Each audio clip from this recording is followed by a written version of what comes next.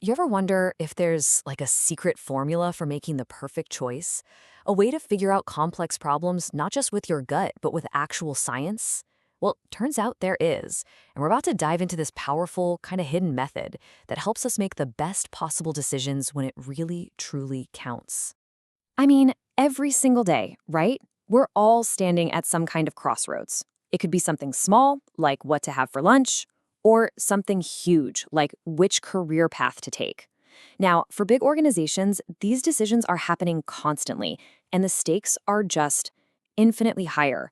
They're always making choices that impact thousands of people and millions of dollars. And that really brings us to the core question, doesn't it?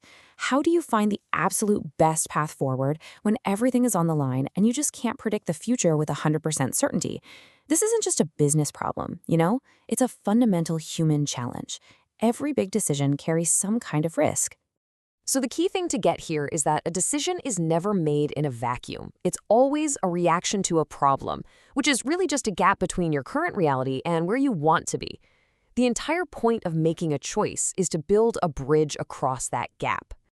So if we've got this gap, how do we build the best possible bridge? Well, we need a tool, right? A kind of scientific compass to guide us through all that uncertainty. And that tool has a name: operations research, or just OR for short. At its heart, what operations research is really about is taking the guesswork, all the bias and that pure gut feeling, and getting it out of the equation. It's a structured approach that applies scientific principles to decision-making.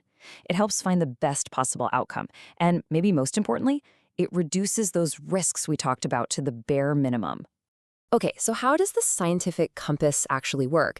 It's not some kind of magic, it's a process. A clear, repeatable blueprint for tackling complexity, and it's built on a few key stages. And here it is, the complete roadmap. An OR study follows these 6 distinct stages, and it takes you all the way from a kind of vaguely defined problem to a tested real-world solution. We're going to zoom in on a few of the most critical steps here. Now, this might sound super obvious, but step 1 is everything. I mean, so much time and energy can be wasted solving the wrong problem beautifully. OR forces you to stop and clearly, precisely define the issue and spell out exactly what it is you're trying to achieve. It's the foundation for literally everything that follows. See, at the core of the OR process is the whole concept of a model. Think about it. You can't exactly experiment with a real-life factory or an entire supply chain. It would be impossible, not to mention incredibly expensive. So instead, you build a model, a mathematical representation of reality that you can experiment with safely to see how it might behave. And finally, we have to talk about implementation. A perfect solution that just sits in a report is completely worthless.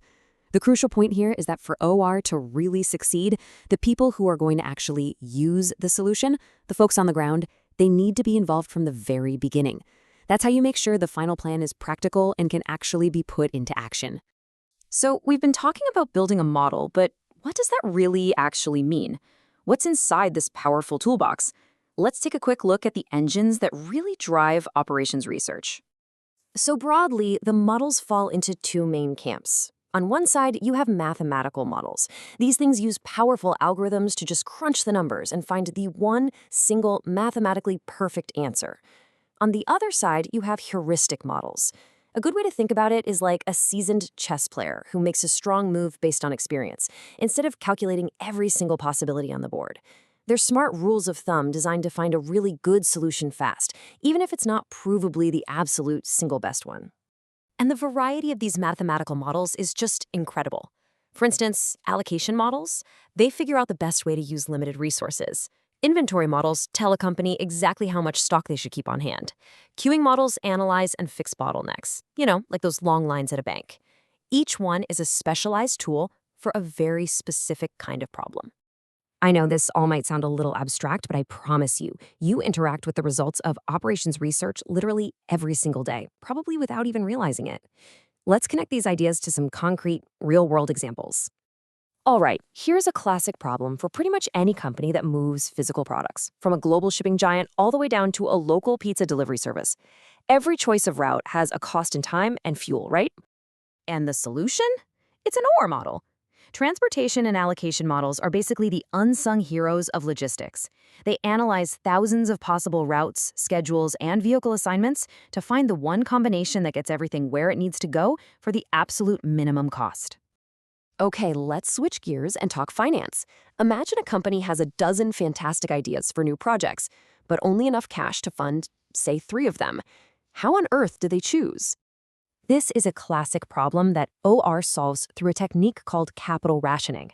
An accountant would use this kind of model to select the portfolio of projects that's going to deliver the maximum possible return on their limited investment. It's all about making every single dollar count.